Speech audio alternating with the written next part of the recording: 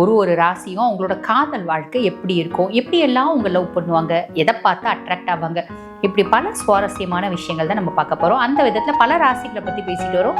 அந்த விதத்தில் இன்னைக்கு என்ன ராசியை பற்றி பேச போகிறோம் அப்படின்னா தனுசு ராசி ஜென்ஸ் உங்களை பற்றி தான் பார்க்க போகிறோம். பொதுவாகவே தனுசு வந்து பாருங்க, எப்பயுமே யார் கூட ஒருத்தவங்க கூட ட்ராவல் பண்ணிகிட்டே இருக்கும். யார் கூட ட்ராவல் பண்ணும்? ஒன்று அப்பா கூட ட்ராவல் பண்ணலாம், இல்லை அம்மா கூட ட்ராவல் பண்ணலாம், இல்லைன்னா அக்கா தம்பி, அண்ணன் தங்கச்சி, இப்படி யார் கூடனா கடைசி யாருமே இல்லையா, இறையாற்றல், தெய்வம், இல்லை சித்தர், இல்லைன்னா என்னோட மனசாட்சி, இப்படி ட்ராவல் பண்ணியிருக்கக்கூடிய பர்சனாலிட்டிஸ் தான் தனுசு அப்படின்னு சொல்லலாம். அது ஏன் அப்படின்றது வந்து பாருங்க, பொதுவாக இந்த டியூவல் சிம்பிள் இருக்க ராசிஸ்லாம், இந்த தனுசு நீங்கள் பார்த்தீங்கன்னா ஒரு குதிரை ஒரு ஆண் இருக்கும். இந்த டியூவல் சிம்பிள் இருக்க ராசிஸ்லாம் வந்து பார்த்தீங்கன்னா இது வந்து மேக்ஸிமம் லவ் ஃபெயிலியர்ஸ், ஒரு சபிக்கப்பட்ட ராசி அப்படின்னே கூட சொல்லலாம். இன்பில்ட்டாகவே இவங்களோட கேரக்டர்லாம் பார்த்து அவங்க முன்னாடி அவங்களோட கேரக்டர் நிறைய மேனிஃபெஸ்ட் பண்ணுவாங்க. இவங்களுக்கு இருக்கக்கூடிய ப்ளஸ் எல்லாம் அவங்க முன்னாடி காமிச்சிட்டே இருப்பாங்க. ஒரு ஸ்டேஜ் என்ன ஆகும் அப்படின்னு இவங்களுக்கு இருக்க மைனஸை பெருசாக அவங்க காமிக்கவே மாட்டாங்க. மைனஸ் என்ன யார்கிட்டையுமே வளைஞ்சு கொடுக்க மாட்டாங்க தனுசு, ஓகேங்களா? அப்போ மேக்ஸிமம் வந்து நீ என்ன சொன்னாலும் ஓகே, நான் காலைல நான் சரின்னு சொல்லிக்கிறேன், நீ சொன்னால் சரி, நான் அதுக்கு மேலே யோசிக்க மாட்டேன் அப்படின்னு தனுசு பேசாது.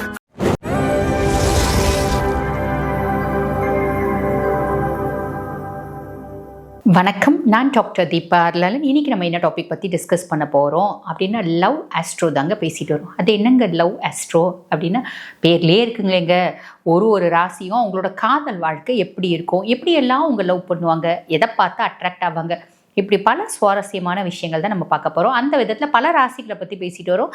அந்த விதத்தில் இன்றைக்கி என்ன ராசியை பற்றி பேச போகிறோம் அப்படின்னா தனுசு ராசி ஜென்ஸ் உங்களை பற்றி தான் பார்க்க போகிறோம். பொதுவாக தனுசு ராசி குருனோட ராசி. இது வந்து பார்த்திங்கன்னா காலபுருஷனுக்கு 9வது ராசி அப்படின்னு சொல்லலாம். ஒரு அதிர்ஷ்டமான ராசி அப்படின்னு சொல்லலாம்.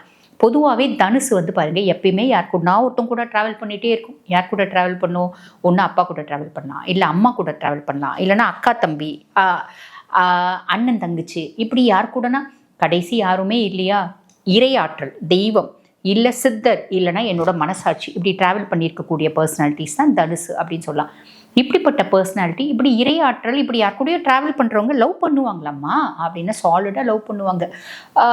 லவ் பண்ணுறது சக்ஸஸ் ஆகுமாம்மா அப்படின்னு கேட்டால், பொதுவாக வந்து பார்த்தீங்கன்னாங்க என்னோட 16 இயர்ஸ் எக்ஸ்பீரியன்ஸில் சொல்கிறேன் நான், தனுசு பெரும்பாலும் லவ் வந்து ஃபெயிலியர்ஸ் நோக்கி தான் போகுது. அது ஏன் அப்படின்றது வந்து பாருங்கள், பொதுவாக இந்த டியூவல் சிம்பிள் இருக்க ராசிஸ்லாம், இந்த தனுசு நீங்கள் பார்த்தீங்கன்னா ஒரு குதிரை ஒரு ஆண் இருக்கும். இந்த டியூவல் சிம்பிள் இருக்க ராசிஸ்லாம் வந்து பார்த்தீங்கன்னா இது வந்து மேக்ஸிமம் லவ் ஃபெயிலியர்ஸ், ஒரு சபிக்கப்பட்ட ராசி அப்படின்னே கூட சொல்லலாம். சரி, அப்போ அவங்க வந்து லவ் பண்ணுவாங்களா? கண்டிப்பாக லவ் பண்ணுவாங்க. எங்க சபிக்கப்பட்ட ராசி அப்படின்னா நீங்கள் சொன்னால் நாங்கள் அப்படியே ஏற்றுப்போமா? நாங்கள் லவ் பண்ணி நாங்கள் அதில் ஃபெயிலியர்ஸ் ஆனால் தானே ஏற்றுப்போம். பொதுவாக வந்து பாருங்கள், காதலை பொறுத்த வரைக்கும் அது எந்த வயசில் வந்தாலும் சொல் பேச்சு கேட்குறது இல்லைங்க. அது 16 வயசில் வந்தாலும் சரி, 26 வயசில் வந்தாலும் சரி, 56 வயசில் வந்தாலும் சரி, லவ் தான். லவ்வுக்குன்னு ஒரு விஷயங்கள் இருக்க தான் செய்யுது. லவ் பண்ணால் அவங்க தான் உலகம், அவங்க தான் வாழ்க்கை, அவங்கள தவிர வேறு யாருமே எனக்கு கண்ணுக்கு தெரியாதுங்க, அதுதான் லவ்.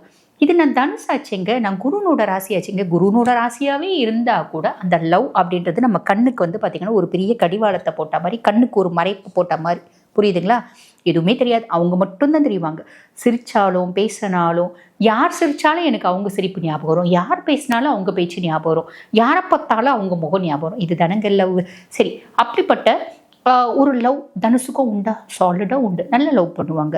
லவ் பண்ணுறது பிடிக்குமா? ரொம்ப பிடிக்கும். சரி, ஒருத்தவங்களை பார்க்குறாங்க, இப்போ தனுசு ராசி ஜென் நாடுன்னு வச்சுக்கோங்களேன்.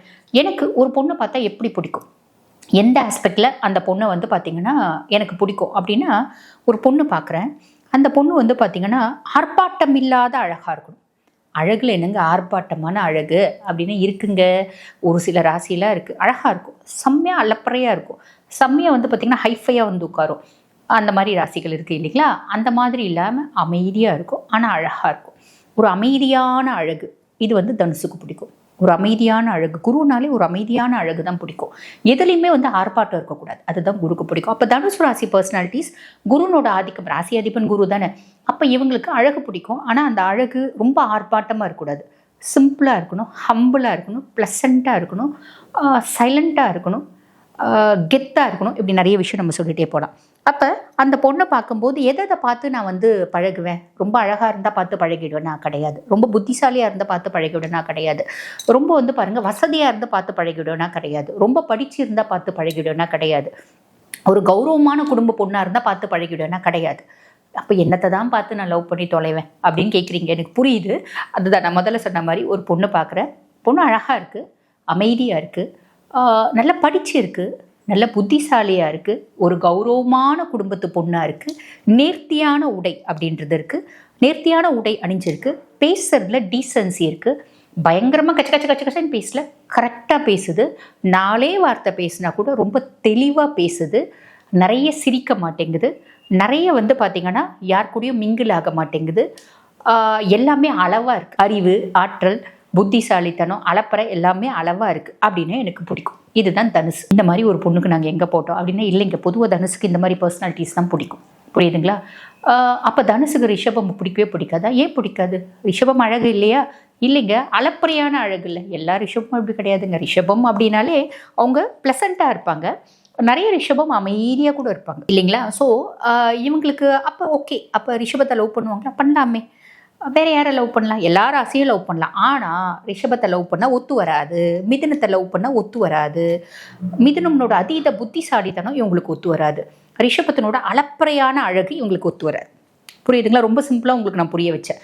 ஆக இவங்களுக்கு இந்த மாதிரி ஒரு பொண்ணு தான் வேணும். இந்த மாதிரி ஒரு பொண்ணு வாழ்க்கையில் பார்ப்பாங்களா? கண்டிப்பாக பார்ப்பாங்க. இப்போ உதாரணத்துக்கு இவங்க தனுசு ரொம்ப சின்ன வயசில் லவ் பண்ணுறாங்களா? பண்ணுறவங்களும் உண்டு. பட் ஓரளவுக்கு நம்ம செட்டில் ஆகணும் அப்படின்னு நினைப்பாங்க. சின்ன வயசில் லவ் பண்ணாலும் செட்டில் ஆகிட்டு தான் கல்யாணம் பண்ணிக்கணும் அப்படின்னு இன்பில்ட்டாகவே அவங்களுக்கு ஒரு எண்ணம் இருக்கும். ரெஸ்பான்சிபிலிட்டிஸ் ஜாஸ்தி இருக்க ஒரு ராசி அப்படின்னு சொல்லலாம். தனுசு பாருங்கள், ஒரு ஆஃபீஸில் சேர்ந்துட்டாங்க. அங்கே ஆஃபீஸ் போயிட்டாங்க. ஆஃபீஸ் போயிட்டு ஒர்க் பண்ணுறாங்க. அவங்களோட எம்டியை பிடிக்கும் நிறைய பேருக்கு. ஏன்னா ஒரு கெத்தாக இருப்பாங்க.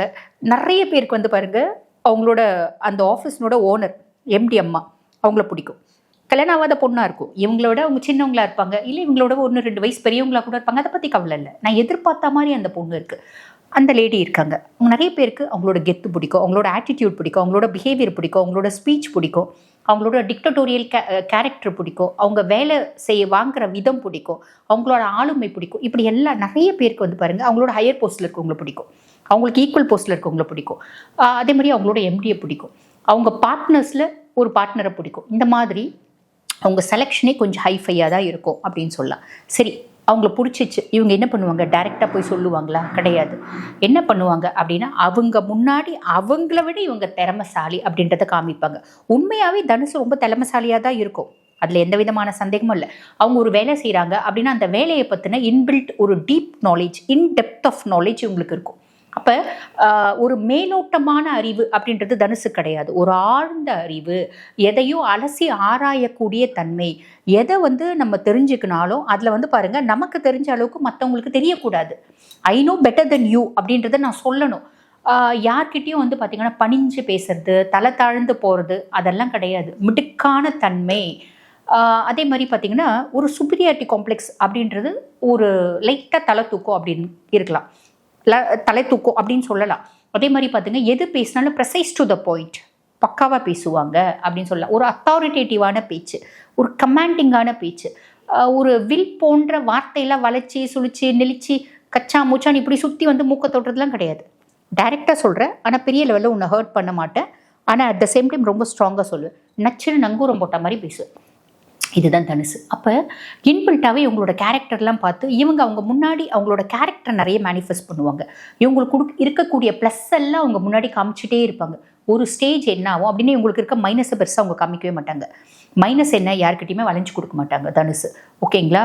அப்போ மேக்ஸிமம் நீ என்ன சொன்னாலும் ஓகே, நான் காலைல விடுறேன், நான் சரின்னு சொல்லிக்கிறேன், நீ சொன்னால் சரி, நான் அதுக்கு மேலே யோசிக்க மாட்டேன் அப்படின்னு தனுசு பேசாது. ஓகேங்களா? அப்போ என்ன பண்ணுறாங்க அவங்க இவங்க இப்போ ஒரு சாஃப்ட்வேர் பர்சன் பார்த்திங்கன்னா ஒரு கன்சர்னில் வேலை செய்கிறாரு. அந்த சாஃப்ட்வேர் பர்சனில் இவருக்கு ஹையர் போஸ்ட்டில் இருக்க ஒரு டீம் மேனேஜர் அந்த லேடி இருக்குன்னு வச்சுக்கோங்களேன். அந்த டீம் மேனேஜரை லவ் பண்ணுறாங்க அப்படின்னா அவங்கள அட்ராக்ட் பண்ணுறதுக்கு இவங்க பல டெக்னிக்ஸ் யூஸ் பண்ணுவாங்க. அவங்கள அட்ராக்ட் பண்ணுறதுக்காக இவங்க பண்ணுறாங்க அப்படின்றதே அவங்களுக்கு தெரியாது. புரியுதுங்களா? வழியவே மாட்டாங்க. எப்பயுமே கெத்தாகவே இருப்பாங்க, மிடுக்காகவே இருப்பாங்க.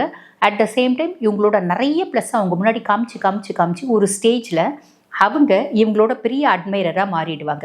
அட்மைராக மாறி அவங்க நம்ம why can't we spend some time அப்படின்னு அந்த அம்மாவே கேட்கும், அந்த லேடியே கேட்கும், நம்ம ஏன் கொஞ்சம் டைம் ஸ்பெண்ட் பண்ணக்கூடாது, நம்ம ஏன் கொஞ்சம் வெளியே போகக்கூடாது, நம்ம ஒரு டீம் ட்ரிப் அரேஞ்ச் பண்ணியிருக்கோம், அந்த டீம் ட்ரிப்பில் போகும்போது இவங்களும் உங்ககிட்ட நெருங்க பழகுவாங்க, நெருங்க ட்ரை பண்ணுவாங்க, அவங்களும் இவங்ககிட்ட நெருங்க ட்ரை பண்ணுவாங்க. ஒரு ஸ்டேஜில் என்ன ஆகும் அப்படின்னா அந்த லேடியே வந்து சொல்லிவிடும், எனக்கு ஒன்று பிடிச்சிருக்கு.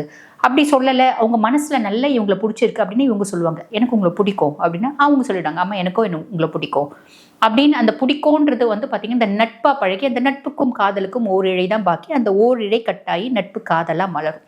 காதலாக மலர்ந்த பின்னாடி தனுஷ் என்ன நினைப்பாங்க, அந்த லேடி எப்படி பார்த்துப்பாங்க அப்படின்னா, யூ மை ரெஸ்பான்சிபிலிட்டி, நான் உன்னை பார்த்துக்கணும், நான் உன்னை நல்லா பார்த்துக்கணும், உன்னை கண் கலங்க வைக்கக்கூடாது, உன்னை கஷ்டப்படுத்தக்கூடாது அப்படின்ற மாதிரி நல்லா பார்த்துப்பாங்க. ஆனால் நான் முன்னமே சொன்ன மாதிரி பெரும்பாலும் தனுஷுக்கு அது வந்து லவ் வந்து சக்ஸஸ் ஆகுறதில்ல. அப்படி மீறி சக்ஸஸ் ஆகுது. இந்த ரிஷபம் மிதுனம்லாம் கல்யாணம் பண்ணிக்கிட்டாங்கன்னா, அதாவது லவ் பண்ணாங்கன்னா மேக்ஸிமம் ஃபெயிலியர்ஸ் நோக்கி போகுது. அப்படி மீறி சக்ஸஸ் ஆகுது அப்படின்னா கல்யாணம் பண்ணிக்கிறாங்க. கல்யாணம் பண்ணிட்டு ஓரளவுக்கு நல்ல லைஃப் வாழறவங்க கொஞ்சம் பேர் அப்படின்னு சொல்லலாம், காம்ப்ரமைஸான லைஃப் வாழறவங்க நிறைய பேர். ஆக இவங்க லைஃப் பார்ட்னர் செலக்ட் பண்ணுறதுலேயும் ரொம்ப வந்து உஷாராக இருக்கணும். அதே மாதிரி லவ் பார்ட்னர் செலக்ட் பண்ணுறதுலேயும் ரொம்ப உஷாராக இருக்கணும் அப்படின்னு சொல்லலாம். நம்ம என்ன உஷாராக இருந்தாலும் நம்மளோட ஜாதகம் அங்கே வேலை செய்யுது இல்லையா. பியாண்ட் தட் இவங்க வந்து பாருங்கள், இப்படி தான் இவங்களோட லவ் தொடரும். லவ் தொடர்ந்த பின்னாடி லவ் பண்ணும்போது அவங்களுக்கு என்னென்னலாம் போட்டால் நல்லா இருக்கும். இப்போது ஒரு லேடி இருக்காங்க, அவங்களுக்கு கோல்டன் கலர் சாரீ போட்டால் நல்லா இருக்கும் அப்படின்னா அவங்க கோல்டன் கலர் சாரீ வாங்கி கொடுப்பாங்க. அவங்க இல்லை எனக்கு இந்த கோல்டு பிடிக்கல, எனக்கு ரோஸ் கலர் வாங்கி கொடுனா, இல்லை உனக்கு கோல்டை விட, அதாவது ரோஸை விட கோல்டு தான் நல்லாயிருக்கும், நீ போய் கட்டிட்டு வா, ட்ரையல் ரூம் இருக்கு போய் போட்டுட்டு வா, போட்டுட்டு வந்து காமி. அவங்க போய் போட்டு வந்து, அம்மா எனக்கு ரோஸை விட கோல்டு தான் நல்லா இருக்குது, வெரி குட், உனக்கு என்ன அவ்வளோ பிடிக்குமா, என்னை நீ அவ்வளோ அப்சர்வ் பண்ணியிருக்கேன், எனக்கு என்ன நல்லா இருக்குன்னு கூட தெரியுமா, அந்த அளவுக்கு வந்து பார்த்திங்கன்னா அவங்க இம்ப்ரெஸ் ஆகிடுவாங்க. என்ன இம்ப்ரெஸ் ஆனாலும் நான் முன்னமே சொன்ன மாதிரி ஒரு சில ராசிகள் இவங்களை விட்டு விலகி தான் போயிடுவாங்க, லவ் பிரேக்கப் ஆகிடும். ஒரு சில ராசிகள் வந்து தொடருது. அப்படி அவங்க பிரேக்கப் ஆகக்கூடிய ராசி அவங்க திருமணம் பண்ணிக்கினாங்க, லைஃப் ஒரு காம்ப்ரமைஸ் ஆகிடும். பெருசாக வந்து குடும்பத்தில் மரியாதை அப்படின்றது இருக்கிறதில்ல. அதனால் நான் உருகி ரொம்ப வந்து பார்த்திங்கன்னா ரொம்ப விருப்பப்பட்டு இந்த லேடியை நான் கல்யாணம் பண்ணிட்டேன், இப்போ ஏன் கல்யாணம் பண்ணிக்கணும்னு யோசிக்கிறேன். அவளை எந்த அளவுக்கு நான் லவ் பண்ணியிருப்பேன், அவள் என்னை கொஞ்சம் கூட வந்து பார்த்திங்கன்னா என்னோட லவ்க்கு தகுதியான பர்சனாலிட்டி கிடையாது அப்படின்ற மாதிரி நிறைய மனசு வருந்துவாங்க. லவ்வில் பிரேக்கப் ஆயிடுச்சுன்னா ரொம்ப மனசு வருந்துவாங்க. ஆனால் ரொம்ப வந்து பார்த்திங்கன்னா மூளையில் உட்காந்து அழுது அப்படிலாம் இல்லை, சுதாரிக்க ட்ரை பண்ணுவாங்க, ஓவர் கம் பண்ண ட்ரை பண்ணுவாங்க. அவங்களுக்கு சில பல சப்போர்ட்ஸ் அப்படின்றதும் இருக்குது. என்னால் ஓவர் கம்மே பண்ண முடியல அப்படின்னாலும் சில தசை நம்மளை ஓவர் கம்மே பண்ண விடாது, நம்மளை போட்டு அமுத்திட்டே இருக்கும். அந்த எண்ணெய் அலைகளை நம்ம மனசுக்குள்ளே வந்து பார்த்திங்கன்னா கான்ஸ்டண்ட்டாக வந்து ஓட்டிகிட்டே இருக்கும். அந்த மாதிரி தசை இருக்குது அப்படின்னாலும் நம்ம பிளானட்ஸையும் பசிஃபை பண்ண முடியும் ஆஸ்ட்ராலஜிக்கல் ரீதியாகவும். அதே மாதிரி வந்து பார்த்திங்கன்னா உங்களுக்கு ப்ராப்பர் கவுன்சிலிங் இருக்குது. அதுக்கும் மேலே அவங்க மைண்டை காம் பண்ணுறதுக்கு, மைண்டை வந்து என்ஹான்ஸ் பண்ணுறதுக்கு, மைண்டை கூல் பண்ணுறதுக்கு எத்தனையோ ஹோமியோபதிக் மெடிகேஷன்ஸ் இருக்க தான் செய்யுது. ஆக தனுஷனோட லவ் வந்து பார்த்திங்கன்னா இந்த மாதிரி ஒரு லவ் தான். பெருசாக வந்து கனிவா பணிவா அடங்கி அப்படிலாம் பேச தெரியாது. வாக்கில் வந்து பார்த்திங்கன்னா ஒரு நேர்த்தி இருக்கும், ஒரு ஸ்ட்ராங் இருக்கும், ஒரு லைட்டாக ஒரு டாமினேட்டிங் டெண்டன்சி அப்படின்றது இருக்க தான் செய்யும். அப்போ இந்த தனுசு அப்போ உங்களோட லவ் எப்படிங்க இருக்கும் அப்படின்னா, உங்களோட லவ் இப்படியாக தான் போவோம். இன்னும் தனுஷனோட லவ் பற்றி சொல்லணுன்னா நிறைய இருக்குது. இனி வரும் பதிவுகளில் நம்ம டிஸ்கஸ் பண்ணலாம். தேங்க்யூ.